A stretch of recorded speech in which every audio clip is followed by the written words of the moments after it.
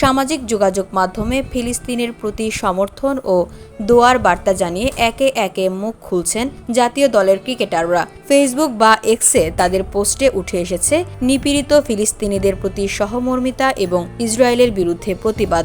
জাতীয় দলের পেসার তাসকিন আহমেদ একটি পোস্টারে ফ্রি প্যালেস্টাইন বার্তা যুক্ত করে লিখেছেন, একজন মানুষ ও মুসলমান হিসেবে আমি ফিলিস্তিনের নির্যাতিত মানুষের পাশে আছি। শান্তি, ন্যায়বিচার ও মানবতার জয় হোক এই প্রার্থনা।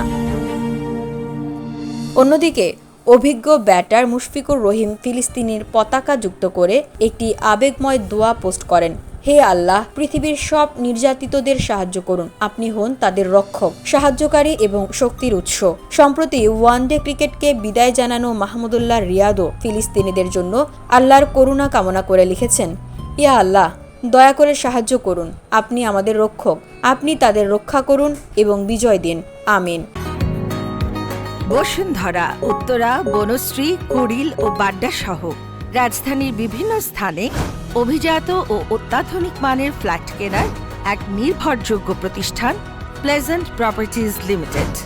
তাই আপনার স্বপ্নের আবাসনের জন্য আজই যোগাযোগ করুন।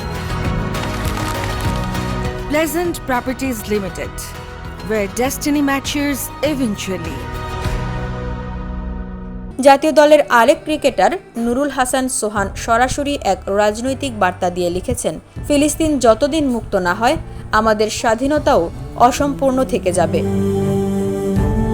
নতুন প্রজন্মের পেসার নাহিদ রানা লিখেছেন, এই নিষ্ঠুরতার ভার আমাদের সবার উপর। একদিন সবাইকে ইতিহাসের কাঠগড়ায় দাঁড়াতে হবে। তিনি ইসরায়েলি নিপীড়নের ভিন্ন ভিন্ন ছবি পোস্ট করে ফিলিস্তিনিদের দুর্দশার চিত্র তুলে ধরেন। এদিকে আন্তর্জাতিক গণমাধ্যমের তথ্য মতে গত ২০ দিনের ইসরায়েলি হামলায় গাজায় নিহত শিশুদের সংখ্যা ৪৯০ ছাড়িয়েছে।